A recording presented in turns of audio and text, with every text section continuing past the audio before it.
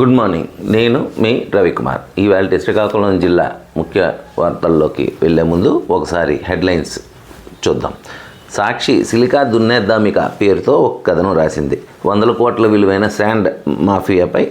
శాండ్పై ముఖ్య నేత దృష్టి పేరుతో ఒక కథనం రాసింది. డిసెంబర్ 24న రాష్ట్ర ప్రాజెక్టుల కోసం మైనర్ మినరల్స్ లీజు ప్రాతిపదికన తవ్వుకోవచ్చంటూ ఒక అడ్డగోలు జీవో ఒకటి జారీ చేశారు. ఆ జీవోతో ముఖ్య నేతలు ఈ శాండ్ మాఫియాగా తయారయ్యి కృష్ణపట్నం పోర్టు సిబ్బందితో ఈ తవ్వకాలు జరపడానికి ముందుకి వెళ్తున్నారు. ఇదంతా పెద్ద మాఫియా కింద ఉంది. దీనిలో శాండ్ క్వార్ట్జ్ తవ్వుకోవడం, సిలికాను క్వార్ట్జ్ తవ్వుకోవడం, ఎక్స్ట్రాక్ట్ చేయడం ఉద్దేశంతోనంటూ దీని వల్ల 30 గ్రామాలకు, ఆ చుట్టుపక్కల ఉన్న 30 గ్రామాలకు ఇబ్బంది కలుగుతుంది అంటూ ఒక వార్త. అలాగే నాడు సురక్ష నేడు శిక్ష పేరుతో గత ప్రభుత్వం తాము ఉండేటప్పుడు దీర్ఘకాలిక వ్యాధుల పట్ల కనికరం చూపిన కూటమి ప్రభుత్వం గత ప్రభుత్వంలో ఆరోగ్య సురక్ష ద్వారా మందులు డోర్ డెలివరీ చేసే వాళ్ళం ఇప్పుడు అసలు ఆ పథకాన్నే తొలగించింది అంటూ ఒక వార్త. ఇక నలుగురికి ఖేల్ రత్న, 30 మందికి అర్జున్ అవార్డు ప్రకటించింది. ఇందులో మన తెలుగు వాళ్ళు మను బాకర్, గుకేష్, హర్మన్ ప్రీత్, ప్రవీణ్ దేశ అత్యున్నత క్రీడా పురస్కారాలు అందుకున్నారు అంటూ ఒక కథనం రాశారు. ధ్యాన్ చంద్ ఖేల్ రత్న కోసం మను బాకర్ పారా ఒలింపిక్స్లో 2 కాంస్య పథకాలు గెలిచింది. తమిళనాడుకు చెందిన గుకేష్ ప్రపంచ ఛాంపియన్గా అవతరించి కొత్త రికార్డు సృష్టించాడు. హర్మన్ ప్రీత్ సింగ్ నాయకత్వంలో భారత్ పురుషుల హాకీ జట్టు ప్యారిస్ ఒలింపిక్స్లో కాంస్య పథకం సాధించారు. ఇలా పారా ఒలింపిక్స్లో ప్రవీణ్ కుమార్ హై జంప్లో మొదటి ప్రైజ్ తెచ్చుకున్నారు. ఇటువంటి మొత్తం కథనాలతో ఎవరెవరికి ఇచ్చారంటూ మొత్తం కథనం రాసింది. ఇక సూపర్ 6కు ఎగనామం, హామీలన్నిటికీ చంద్రబాబు మంగళం పేరుతో ఒక కథనం రాసింది. కొత్త సంవత్సరంలోనూ రైతులు, మహిళలు, విద్యార్థులు, ఉద్యోగులు, నిరుద్యోగులకు మొండి చెయ్యి. 87 లక్షల మందికి తల్లికి వందనం ఎగవేత. 54 లక్షల మంది రైతులకు రైతు భరోసా ఇవ్వకుండా రక్తహస్తం. జాడలేని ఆడబిడ్డ నిధి. నిరుద్యోగులకు భృతి లేదు. ఉద్యోగులకు డిఏ, పిఆర్సీ ఊసే లేదు. ఈ తల్లికి వందనం ఈ ఏడాది ఎగ్గొట్టేసాం. అసలు పథకాన్ని ఎగ్గొడదాం. రైతు భరోసా 2 సార్లు ఎగనాము. ఈసారి కేంద్రం ఇచ్చాక చూద్దాం. ఆడబిడ్డ నిధి అబ్బే మనకి ఇప్పుడు అసలు ఆలోచనే లేదు. ఉద్యోగులు, నిరుద్యోగులు ఆ ఊసే మర్చిపోదాం. రెవెన్యూ నిబంధనలపై మంత్రుల కమిటీ. ఏపీలో మెట్రోపాలిటన్ రీజియన్ డెవలప్మెంట్ అథారిటీ చట్టంలో సవరణలు. రాజధానిలో 2723.2 కోట్లతో 2 పనులకు ఆమోదం. ఎస్ఐపిబి నిర్ణయాలు కేబినెట్ ఆమోద ముద్ర. నిన్న కేబినెట్లో మీటింగ్లో జరిగిన విశేషాలను వివరిస్తూ ఈ పథకాలు వాళ్ళ కూటమి ప్రభుత్వం చెప్పిన పథకాల మీద ఎటువంటి నిర్ణయం తీసుకోవట్లేదంటూ ఒక కథనం. అలాగే పండగ ప్రయాణం దూరాభారం పేరుతో మరొక కథనం రాశారు. ఈ సంక్రాంతి వచ్చిందంటే హైదరాబాద్ నుంచి, తెలంగాణ జిల్లాల నుంచి ఆంధ్ర వాళ్ళు జిల్లాల వారుగా చాలామంది అక్కడ నివసిస్తున్నారు కాబట్టి వాళ్ళందరూ పండగకి ప్రతిసారి ఇబ్బంది అవుతూనే ఉంది. ఈ పేరుతో బస్సులు నిలువు దోపిడీ దాదాపు చేసేస్తున్నాయి. 3,000 నుంచి 7,000 రూపాయల వరకు టికెట్ ధర పలుకుతుంది. ఫ్లైట్లలో కూడా దాదాపు రెట్టింపు 3 కూడా అయిపోయింది టికెట్. ఇక ఆర్టీసీలో తెలంగాణ వాళ్ళు 50% ఎక్స్ట్రా ఉంది. మన ఆర్టీసీలో ఇంకా ఏపీఎస్ఆర్టీసీ కూడా 50% సాధారణ ఛార్జీలే ఉంచింది ఏపీఎస్ఆర్టీసీ. తెలంగాణ బస్సులో 50% ప్రత్యేక ఛార్జీ కింద వసూలు చేస్తున్నారంటూ కథనం రాశారు. ఇది నిజంగా ప్రతి ఏడాది ఉంది. దీని మీద ఆలోచించాలి. ప్రభుత్వాలు కూడా ఆలోచించాలి. తాము నడిపే సర్వీస్ కదా, వాళ్ళు లాభాపేక్ష లేకుండా చెయ్యాలి. నా అభిమానులు తెలుగును రక్షించే సైన్యం అవ్వాలంటూ పవన్ కళ్యాణ్ పిలుపునిచ్చారు. నిన్న తెలుగు భాషను, పుస్తకాలను కాపాడే సైన్యంగా మారాలని విజ్ఞప్తి చేస్తున్నా అంటూ నిన్న విజయవాడలో ఇందిరాగాంధీ మైదానంలో 35వ పుస్తక మహోత్సవ కార్యక్రమంలో ముఖ్య అతిథిగా పాల్గొన్న పవన్ కళ్యాణ్ ఈ స్టేట్మెంట్ ఇచ్చారు. తన సైన్యం అంతా, అంటే తన జన సైనికులందరూ తెలుగు మాట్లాడే సైనికులుగా మారాలి, తెలుగుని అభివృద్ధి చేయాలి అంటూ. అలాగే వణికిన అమెరికా, కొత్త సంవత్సరం వేళ పలు చోట్ల హింసాత్మక ఘటనలు. లాస్ వేగాస్లో ట్రంప్ హోటల్ ముందు కారులో పేలుడు. హనోలులులో బాణసంచ పేలి 3 మృతి. న్యూయార్క్ క్లబ్లో కాల్పులు. న్యూ ఆర్లీన్స్లో నిన్న చెప్పుకున్నాం, న్యూ ఇయర్ పండుగలో కారుతో గుద్దుకు వెళ్ళారని 10 మంది చనిపోయారని, అది 15కి చేరింది మృతులు అంటూ అమెరికా గురించి ఒక కథనం రాశారు. అలాగే జూన్లోగా తండ్రికి వందనం పేరుతో రాష్ట్ర ప్రభుత్వం నిర్ణయం తీసుకుంది అంటూ ఈనాడు రాసింది. అలాగే మీ అభ్యర్థన వింటాం పేరుతో ప్రార్థనా స్థలాల చట్టం ఓవైసీ పిటిషన్పై సుప్రీంకోర్టు వ్యాఖ్య. ఇది యాక్చువల్గా సంబల్ జామా మసీద్ సర్వే ఘటన సర్వే నివేదిక ఇచ్చింది. అక్కడ లోకల్ కోర్టు సర్వే చేయడానికి ఆర్డర్ వేసింది. దాంతో చాలా హింసాత్మక ఘటనలు జరుగుతూనే ఉన్నాయి సంబల్లో, రోజు టీవీలో చూస్తూనే ఉన్నాం. ఆ ఘటనల నుంచి కాపాడడానికి ఇటువంటి చర్యలు చేయకూడదు అంటే యాక్చువల్గా 1991లో ఒక చట్టం చేశారు. స్వతంత్రం వచ్చే నాటికి ఎలా ఉన్నవి అలాగే, అంటే ఏ ప్రార్థనా స్థలాలు ఆ ప్రార్థనా స్థలాలు అలాగే ఉండాలి. ఇప్పుడు 500 ఏళ్ళ క్రితం బాబరు అక్బరు అంటే 500 ఏళ్ళ పైన ఈ మాటే. దాన్ని ఇప్పుడు మనం తీసుకొని ఇప్పుడు మనము మాట్లాడడం, ఇప్పుడు ఆనాడు ఏం చేశారనే దానికంటే భవిష్యత్తు గురించి ఆలోచించాలంటూ దాని మీద ఆనాటి నాయకులు 91లో ఒక చట్టం చేశారు, ఎలా ఉన్నాం అలాగే ఉంచాలి అని. దాని మీద ఆ చట్టం మీద చర్చలు జరుగుతూనే ఉన్నాయి. ఈ సంబల్ కోర్టు ఇచ్చిన జడ్జిమెంట్కి ఆధారంగా హైకోర్టుకి వెళ్తే హైకోర్టు ఆ చట్టం మీద చేద్దాం, ఈలోపు ఎలా ఉన్న వాటిని అలాగే ఉంచండి అంటూ ఇష్యూ చేసింది. ఇక నిరుద్యోగ యువత గృహంలే లక్ష్యంగా పిగ్ బుచ్చరింగ్ పేరుతో, అంటే ఆన్లైన్ మోసాలు ఎలా జరుగుతున్నాయి అన్న దానిలో కొత్త దాన్ని పిగ్ బుచ్చరింగ్ స్కామ్, పెట్టుబడి మోసాలు. అంటే మీకు ఏ జనరేటెడ్ ఇన్కమ్ ఇస్తామనో లేకపోతే మరొకటనో ఇందులో ఇన్వెస్ట్ చేయండి డబ్బులు వస్తాయి, అందులో ఇన్వెస్ట్ చేయండి డబ్బులు వస్తాయి అంటూ రోజు ఏదో ఒకటి వస్తుంది. అలాగే బిట్ కాయిన్లో చేయండి అంటూ ఏదో ఒకటి మెసేజ్ వస్తుంది. ఆ విధంగా జరుగుతున్న మోసాల నుంచి కాపాడుకోండి అంటూ కొత్త ఒక ఇది రాశారు. అలాగే తలుపులు తెరిచే ఉన్నాయని చెప్పలేందుకు పేరుతో ఆందోళనలో ఉన్న రైతులు కేంద్రాన్ని ప్రశ్నించిన సుప్రీంకోర్టు. పంజాబ్ హర్యానా రైతులు ధర్నా చేస్తున్నారు కదా, దానికి ఎందుకు వాళ్ళతో మాట్లాడట్లేదు, వాళ్ళకి ఇచ్చిన హామీలు ఎందుకు నెరవేర్చట్లేదు అంటూ హైకోర్టు అడిగింది. అలాగే మరొక అంశం ఏంటంటే ప్రధాని తీర్మానాలన్నీ అబద్ధాల పుట్ట పేరుతో కాంగ్రెస్ వారిని అడిగింది. గత 8 త్రైమాసికాల్లో నిత్యావసరాల కొనుగోలు తగ్గుముఖం పట్టాయి. కార్ల విక్రయాలు 4 ఏళ్ళ కనిష్టానికి పడిపోయింది.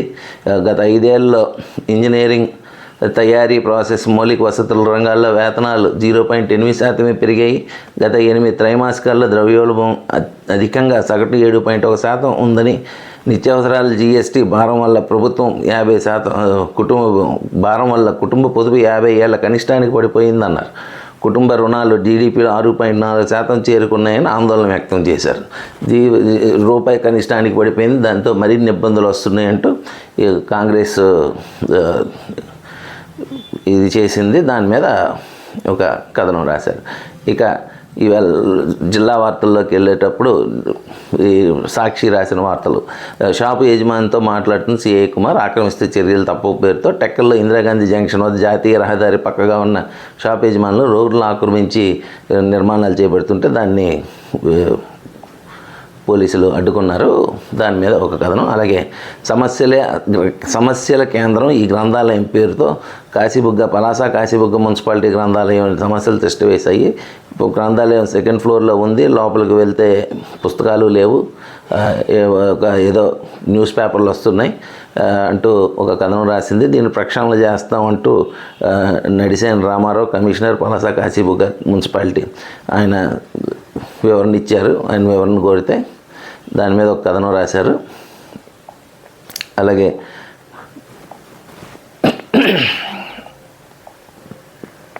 ప్లాస్టిక్ కవర్లు వాడితే కఠిన చర్యల పేరుతో జిల్లా అంతా ర్యాలీలు చేస్తున్నారు. షాపుల మీద దాడులు చేసి వాడే వాళ్ళ దగ్గర కవర్లు గట్ట స్వాధీనం చేసుకుంటున్నారు.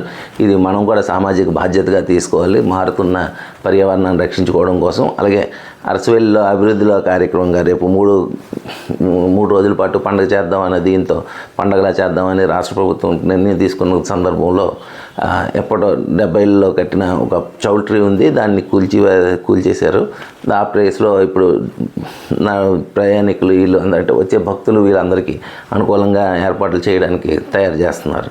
అలాగే పెరిగిన ధరలకు మీద రాస్తూ కొనలేం తినలేం పేరుతో అన్నీ మండుతున్నాయి, కాయగూరలు మండుతున్నాయి, పప్పుల ధరలు పెరిగాయి, ఆయిల్ ధరలు నెమ్మదిగా 140, 150 స్థాయికి చేరిపోయి అంటూ పెరిగే వాటిని తినలేక పరిస్థితి ఉందంటూ రాసింది. అదే హెడ్లైన్స్లో కూడా మెన్షన్ చేశారు. అలాగే కొత్తూరు నియోగం గ్రామ ఆర్టీసీ కాంప్లెక్స్ను లీజుకి ఇచ్చారు. మొన్న ఒకసారి చెప్పుకున్నాం.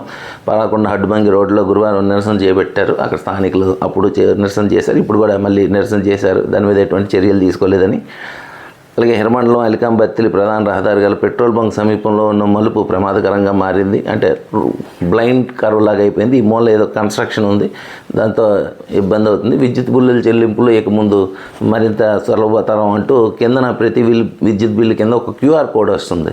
మీరు దాన్ని స్కాన్ చేస్తే మీరు డైరెక్ట్గా మీ బిల్లు కట్టేయవచ్చు, ఎక్కడికి వెళ్ళాల్సిన పని లేదు అంటూ ఒక ఇది రాశారు. అలాగే రథసప్తమికి సిక్కోలు చిహ్నాల పేరుతో రోడ్ల పక్కన ఇవన్నీ జంక్షన్లలోని వీటి దగ్గర ఆకృతులన్నింటినీ నిర్మించడానికి సన్నాహాలు చేస్తున్నారు. అలాగే ఇక ఆరోగ్యశ్రీ కొనసాగేనా పేరుతో ఒక కథనం రాశారు. ఎందుకంటే ప్రభుత్వం ఆసుపత్రులకు ఇవ్వాల్సిన నిధులు ఇంకా ఇవ్వలేదు, వాళ్ళు ఆసుపత్రుల వర్గాలు ఇబ్బంది పడుతున్నాయని, దానికి సేవలు కొనసాగుతున్నాయి అంటూ జిల్లా కోఆర్డినేటర్ ప్రకాష్ రావు గారు, ఎన్టీఆర్ ఆరోగ్యశ్రీ కోఆర్డినేటర్ వివరణ ఇచ్చారు. ఆగలేదు ఎక్కడన్నాను. అలాగే జగనన్న లేఅవుట్ ఆక్రమణ, టీడీపీ నాయకుడి ఘనకార్యం, సరిహద్దు రారు తొలగించి కంచె ఏర్పాటు, కన్నెత్తి చూడండి రెవెన్యూ అధికారులు. ఉమిలాడ జగనన్న లేఅవుట్ ఆక్రమించి మొక్కలు నాటి కంచె ఏర్పాటు చేసుకున్న దృశ్యం అంటూ ఓ ఫోటో వేస్తూ కథానికి రాసింది. కూటమి ప్రభుత్వం వచ్చాక ఇది జరిగిందంటూ డిప్యూటీ తహసీల్దార్ సంతబొమ్మలు, ఉమిలాడ ప్రభుత్వ భూమిలో ఉన్న జగనన్న లేఅవుట్ ఆక్రమణ గురైందనే విషయం నా దృష్టికి రాలేదు. స్థానిక వీఆర్ఓ ఇతర సిబ్బందిని అడిగి తెలుసుకుంటాను. దీనిపై ఎవరైనా ఫిర్యాదు చేస్తే చర్యలు తీసుకుంటాం. ఫిర్యాదు చేస్తే చర్యలు తీసుకుంటాం, కానీ అది నిజంగా జగనన్న లేఅవుట కాదా పట్టించుకునే వాళ్ళు లేరనమాట. అలాగే నిరుపేద కుటుంబంపై ప్రతాపం పేరుతో జగనన్న కాలనీలో జియో ట్యాగింగ్ లేదని పునాదులు తొలగించే ప్రయత్నం, కోటబొమ్మల మండలం యలమంచిలి పంచాయతీల ఘటన అడ్డుకున్న వైఎస్ఆర్సీపీ కార్యకర్తలు, గ్రామస్తులు. ఇది కూడా జగనన్న లేఅవుట్లో కడుతున్న నిర్మాణాల మీద కథనం. అలాగే ఆరన్ తడి పేరుతో అన్నదాత కంటతడి, నిన్న ఈ మధ్య వరుస వస్తున్నాయి కథనాలు. అలాగే తెలంగాణ డిఐజీగా తంగతుంపర వాసి, మన హిరమండలం దగ్గర ఈ తంగతుంపర గ్రామం, మన చింతం వెంకటప్పల నాయుడు ఇప్పుడు డీజీపీగా, తెలంగాణ డీజీపీగా నియమితులయ్యారు. దానికి హర్షం ప్రకటిస్తూ ఆ గ్రామవాసులు సంబరాలు చేసుకుంటున్నారంటూ ఒక కథనం. అలాగే గర్భగుడిపై కత్తిఘాటు పేరుతో సిజేరియన్ ఆపరేషన్లకు సంబంధించి ఒక కథనం రాశారు. తల్లులు కూడా నొప్పులు భరించలేక ఆపరేషన్లు అడుగుతున్నారు. ఏవో ముహూర్తాలు పెట్టుకొని చేయాల్సి వస్తుంది, లేకపోతే నిజంగా సిజేరియన్ చేయాల్సి వస్తుంది, లేదా ప్రైవేట్ ఆసుపత్రులు డబ్బులు కక్కుతుబడి ప్రసవాలు నార్మల్గా జరగకుండా చేసేస్తున్నారంటూ రకరకాల కాంబినేషన్స్తో ఒక కథనం రాశారు. అలాగే ఇంకా ఈనాడులోకి వెళ్తే 107 డీలర్ పోస్టుల భర్తీకి దరఖాస్తుల స్వీకరణ పేరుతో శ్రీకాకుళం రెవెన్యూ డివిజనల్ పరిధిలో రేషన్ డిపోల కోసం దరఖాస్తులు ఈ నెల 23 వరకు అవకాశం ఉంది అప్లై చేసుకోవడానికి. అలాగే 31 హాల్ టికెట్లు ఇస్తాం. ఫిబ్రవరి 5 ఆర్ట్స్ కళాశాలలో పరీక్ష ఉంటుంది. ఇంటర్ పాస్ ఆర్ ఫెయిల్ ఎవరైనా అప్లై చేసుకోవచ్చు. 18 నుంచి 40 ఏళ్ళ మధ్యలో వయసు కలిగిన వాళ్ళు అప్లై చేసుకోవాలి. వాళ్ళు మున్సిపాలిటీ లేదా ఆ పంచాయతీ పరిధిలో నివాసం ఉండాలి అని పేర్కొన్నారు. రెవెన్యూ డివిజనల్ అధికారి కె సాయి ప్రత్యూష తెలిపారు. ఇది ఎవరికైనా ఆసక్తి ఉన్న వాళ్ళు అప్లై చేసుకోవచ్చు. అలాగే కొత్తూరు మండలం నియోగం ఆర్టీసీ కాంప్లెక్స్ లీజు రద్దు చేయాలి అంటూ ఈనాడులో కూడా వచ్చింది.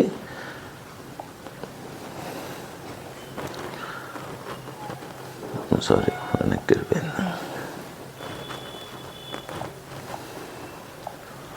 నేడు విద్యుత్ నిలిపేసే సరఫరా నిలిపేసే ప్రాంతాల పేరుతో విద్యుత్ సంస్థ ప్రకటించింది. ఆమదల వలస, అలాగే ఇక్కడ కేశవరావుపేట, శ్రీకాకుళం హెచ్చర్ల నియోజక మండలాల గురించి రాసింది. అలాగే రోడ్డు అధ్వానం జలభద్రం పేరుతో ఆమదల వలస మండలం తొగరాం రాగోలు గ్రామాల మధ్య గోతులమయంగా మారిన రహదారి. తొగరాం అనేది మన మాజీ స్పీకర్ తమ్మినేని సీతారాం గారి ఊరు. ఆ ఊరు నుంచి ఆమదల వలస శ్రీకాకుళం రోడ్డు కనెక్టింగ్, అంటే ఆయన ఊరు రావాలంటే ఇటే రావాలి ఈ రోడ్లోనే. ఆ రహదారి అంతా గోతులమయమైపోయింది. ఇది ఇబ్బంది. ఆ ఏరియాలో దాదాపు ఒక 30-40 గ్రామాలు ఉంటాయి. వీళ్ళందరూ ఇబ్బంది పడుతున్నారు రహదారిలో అంటూ ఒక కథనం. అలాగే నమ్మండి, ఇది రహదారి పేరుతోనే శ్రీకాకుళం మండలం కరజాడ గ్రామంలో పారిశుద్ధ్యం అధ్వానంగా ఉంది. కాలువ నీరంతా రోడ్డు మీదకి వచ్చేసింది. దాంతో ఇళ్ల మధ్య దుర్గంధంతో రోడ్డు లేక ప్రజలు దానిలోనే నడవాల్సి వస్తుంది అని. అలాగే ఆమదవలస మండలం రామచంద్రపురం పంచాయతీ ఆనందపురంలో పిల్ల కాలువల్లో పూడుకుపోయిన ముళ్ళు పొదలు డొంకలతోనే ఆ కాలువలన్నీ పూడుకుపోయేవి. దాంతో నీరు పారేది ఎలాగా, నీరు అందేది ఎలాగా అంటూ. అలాగే ఆమదవలస పట్టణంలో పోలమ్మ తల్లి దేవాలయం కోడ్ల వద్ద కొత్తూరు ఆమదవలస ప్రధాని రహదారి కొన్ని రోజులుగా చెట్టు కొమ్మలు పోగేసి ఉంచడంతో వాహనదారులు ఇబ్బంది పడుతున్నారు. అదే చెట్టును కొట్టారు, ఇబ్బంది అవుతుందని తొలగించడం మర్చారంటూ ఇది వరుసగా 2 రోజులుగా కథనాలు వస్తున్నాయి. అలాగే మినీ జలాశయం అభివృద్ధికి దూరం పేరుతో ఒక కథనం. మండలంలోని కొత్తపేట గ్రామానికి, సర్బుజిల్ మండలం కొత్తపేట గ్రామానికి ఎగువ భాగంలో ఉన్న మినీ జలాశయం, పెద్ద చెరువు అంటారు, చూడటానికి సాగునీటి చెరువులా కనిపిస్తున్నా దాన్ని వంశధార అధికారులు మినీ రిజర్వాయర్గా గుర్తించారు. ఇది పేరుకే జలాశయం, అభివృద్ధికి నోచుకోవట్లేదు. అధికారుల నిర్లక్ష్యం ఉంది. అలాగే ఆ కాలువలకి ఆ నీరు తీసుకురావాల్సిన కాలువలకి షట్టర్లు మరమ్మతులు రావడం, అవి ఎంతవరకు చేయకపోవడం, ఇది వరుస కథనాలు. వంశధార కాలువలు వాటికి సంబంధించిన కథనాలు రోజు వస్తున్నాయి. అందులో భాగంగా వేశారు. అలాగే శ్రీ ఉమాశంకర్ చేనేత సహకార సంఘంలో అర్హులైన వారి పేర్లు తొలగించి అనర్హులు చేనేత కార్మికులుగా నమోదు చేసి చేనేత కార్మికులకు డబ్బులు ఇచ్చే ప్రోగ్రాంలో ఉంది అంటూ అర్హుల పేర్లు తొలగించడం మీద సహకార సంఘ సమావేశంలో పాల్గొని చేనేత కార్మికులు వారి నిరసన తెలిపారు. అలాగే సారవకోట నరసనపేట గ్రామం జలమూరు వైకాపా పాలకులు ప్రభుత్వ పాఠశాలల సౌకర్యాలు కల్పించాలని నాడు నేడు పథకాన్ని అమలు చేశారు. పాఠశాల రూపురేఖలు మారుస్తామని పేర్కొన్నారు. అయినా అవసరమైన పాఠశాలకు మొండిచేయి చూపారు. పాఠశాల నేటికి నిధులు మంజూరు లేక సమస్యల పరిష్కారం మోక్షం ఎప్పుడో పేరుతో తారకోట మండలంలో 79 పాఠశాలలు ఉన్నాయి. మొదటి విడతలో 33, రెండో విడతలో 11 పాఠశాలకు మాత్రమే నిధులు మంజూరయ్యేవి. రెండో విడతలో పాఠశాల పనులు నేటికి పూర్తి కాలేదు పేరుతో ఒక కథనం రాశారు. అలాగే